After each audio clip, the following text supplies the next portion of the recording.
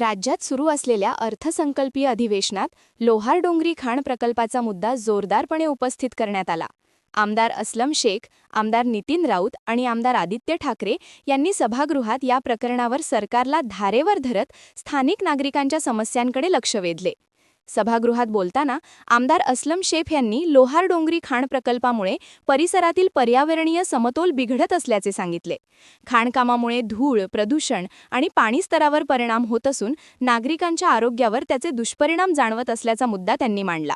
शासनाने या प्रकरणाची तात्काळ दखल घेऊन योग्य ती कारवाई करावी अशी ठाम मागणी त्यांनी केली.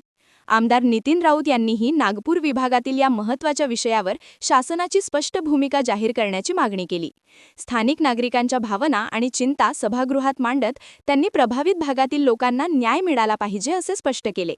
दरम्यान आमदार आदित्य ठाकरे यांनी पर्यावरण संवर्धनाचा मुद्दा उपस्थित करत विकास कामे करताना पर्यावरणाचा समतोल राखणे अत्यावश्यक असल्याचे नमूद केले. कोणत्याही खाण प्रकल्पाला मंजुरी देण्यापूर्वी त्याच्या पर्यावरणीय परिणामांचा सखोल अभ्यास करण्यात यावा आणि त्यानंतरच पुढील निर्णय घ्यावेत असे मत त्यांनी व्यक्त केले. लोहार-डोंगरी खाण प्रकरण गांभीर्याने घेत शासनाने तातडीने ठोस निर्णय घ्यावा आणि स्थानिक नागरिकांना न्याय द्यावा अशी एकमुखी मागणी या तिन्ही आमदारांनी सभागृहात केली. दरम्यान या प्रकरणावर शासन नेमकी काय भूमिका घेणार याकडे स्थानिक नागरिकांसह सर्वांचे लक्ष लागले आहे. या खाणीच्या प्रकल्पाच्या सुरुवातीलाच ते फॉरेस्ट ऑफिसर पासून मग तिकडे वाईल्ड लाईफ जे एनजीओ आहेत त्यांनी डॉक्युमेंटेड केलेलं होतं. Maharashtra state board for wild life यांनी तर सिरियस नोट दिलं होतं की हे होऊच शकत नाही. तरी त्यांनी 3 मेंबर लोकांची कमिटी स्थापित केली आणि कमिटी स्थापित केल्यानंतर त्यांनी व्यवस्थित आणि एवढं सिरियस नोट दिलं की mining will be irreversible environmental damage. आणि हे असताना सुद्धा या प्रकल्पाला त्याला मान्यता देण्यात आली. अध्यक्ष महोदय, माझा स्पेसिफिक प्रश्न हे आहे, कारण आपल्याला माहिती आहे की या महाराष्ट्रामध्ये बरेच वेळा जे सभागृहात तहकूब करण्यात आला त्यामध्ये नोटही करण्यात आली की हे जर याला मान्यता दिली तर वाघमध्ये आणि माणसामध्ये कॉन्फ्लिक्ट जास्त वाढणार. Since you are a animal lover, I expect lot of thing from you in this case at least. माझा पहिला प्रश्न मंत्री महोदयांना की एवढं सगळं असताना, सगळं एन्व्हायरमेंटच्या विरोध असताना, एनजीओचा विरोध असताना, फॉरेस्ट ऑफिसर सगळं म्हणजे बेसिकली आपल्या बळावरती आपण एन्व्हायरमेंटला उद्ध्वस्त करून फ्युचर जनरेशनला आपण काय देणार आहे. म्हणून पहिला स्पेसिफिक प्रश्न आहे की आपण हे रद्द करणार का हे. आणि दुसरा म्हणजे हे प्रकल्प झाल्यानंतर 12-12, 15-15 वाघ एक वर्षामध्ये गेलेले आहेत, मारण्यात आलेले आहेत, पॉज झालेले आहेत. आणि एक आठवड्यामध्ये 4-4 वाघ जे आहेत ना त्याला मारण्यात आलेला किंवा पॉज झालेले आहेत. तर हे सगळे वाघ जे मारण्यात आलेले त्याची सविस्तर आपण चौकशी करणार का, हे 2 स्पेसिफिक प्रश्न आपल्याकडे. अध्यक्ष महोदय, एकूणच देशातील विविध वन विभागाच्या अंतर्गत भूगर्भामध्ये कसल्या प्रकारचं खनिज आहेत याचा शोध घेतल्यानंतर चंद्रपूर वनवृत्तातील ब्रह्मपुरी विभागामध्ये अशा ठिकाणीची जागा की ज्या ठिकाणी खनिज आहेत आणि म्हणून त्या खनिजाच्या परिसरातील Sunflag iron and steel co limited या कंपनीने अर्ज केला. त्याने अर्ज केला म्हणजे त्यांना जागा अलॉट झालेली नाही. सदर प्रकल्पाकरता वन संरक्षण अधिनियम 1980 अंतर्गत केंद्र शासनाची वन मंजुरी व वन्यजीव मंजुरीची आवश्यकता आहे. सदर मंजुरी घेण्याची प्रक्रिया सुरू आहे. तथापि सदर प्रकल्पाला वन जमीन वळती करण्यात आलेली नाही. 16/10/2023 रोजी संपन्न झालेल्या राज्य वन्यजीव मंडळाच्या 22व्या बैठकीमध्ये देण्यात आलेल्या निर्देशानुसार त्रिसदस्य समिती गठीत करण्यात आली. त्या सदस्यामध्ये आपल्या माहितीकरता प्रवीणसिंह परदेशी सदस्य राज्य वन्यजीव मंडळ, मुख्य वन संरक्षक प्रादेशिक चंद्रपूर आणि श्रीमती पूनम धनवटे सदस्य राज्य वन्यजीव मंडळ या सदस्यांनी सुद्धा पुन्हा खोलवर जाऊन त्या ठिकाणी चौकशी करावी आणि त्यांची खात्री पटली तर त्याने तो प्रस्ताव केंद्रीय वन मंजुरीसाठी पाठवावा. तो पाठवण्यात आलेला नाही. आणि त्यातल्या त्यात आता असं झालंय की काल परवाच या सदर प्रकरणी उच्च न्यायालयामध्ये खंडपीठ नागपूर यांनी 23/2/2026 रोजी सुमोटो PIL क्रमांक 7/2026 व PIL क्रमांक 2026 या 2 याचिका दाखल करून घेतलेल्या आहेत. सुनावणी प्रलंबित आहे आणि जर का मान्य न्यायालयाने सांगितलं की ह्या करायच्या नाहीत तर प्रश्न संपुट देणार आहे. कुठल्याही प्रकारे वन खात्याने त्या ठिकाणी संमती दिलेली नाही, त्यांना ताबा दिलेला नाही. हे महाराष्ट्र वन विभागाच्या अंतर्गत असलेली बाब केंद्रीय वन मंत्रालयाकडे जाईल. त्यांच्याकडून तज्ज्ञ लोकांकडून त्याच्यावर निश्चितपणे अभ्यास केल्यानंतर त्यांची खात्री जर पटली की वन्यजीवाला त्रास होणार नाही किंवा वनाची हानी होणार नाही तरच या परवानग्या देण्यात येतील. आणि आता तर ही बाब न्यायालयाच्या अधीन गेलेली आहे. माननीय न्यायालयाकडून जो निर्णय येईल त्याचं बंद निश्चितपणे पाळलं जाईल. नितीन राऊतजी बोला. नितीन राऊतजी. अध्यक्ष महोदय वडट्टीवार साहेब जरा 1 मिनिट जरा त्यांचे वाघ जरा वाघाचा प्रश्न आहे. वाघांच्या बाबतीमध्ये सन्माननीय सदस्य असलम शेख यांनी जी माहिती दिलेली आहे ही बाब तपासून बघितली जाईल आणि जर त्या ठिकाणी कोणी जर दिरंगाई किंवा काय निष्काळजीपणा केला असेल तर त्यांच्यावर कारवाई केली जाईल.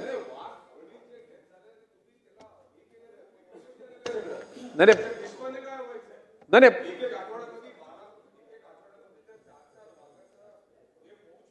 मारणं करत येत असेल तर हे बघा, कुठे त्याकरता वन विभागाची यंत्रणा सतर्क आहे.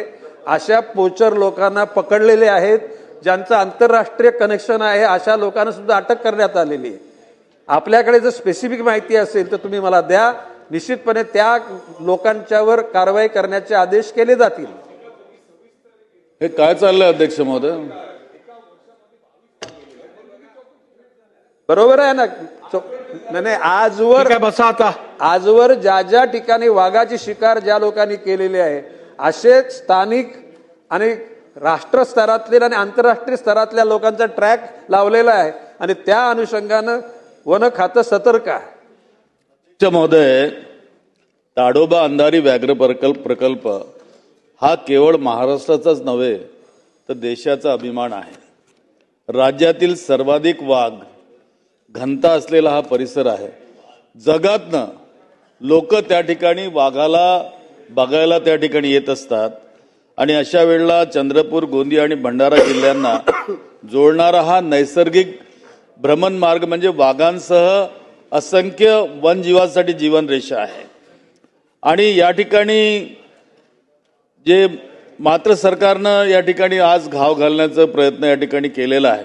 उत्तरामध्ये या ठिकाणी अध्यक्ष महोदय, मंत्री महोदय सांगतात की पुढील कारवाईसाठी राष्ट्रीय वन्यजीव मंडळाकडे शिफारस करण्यात आली आहे आणि या ठिकाणी सांगतायत की कोर्टामध्ये मॅटर आहे त्यामुळे अजून त्याच्यावर कारवाई झालेली नाही.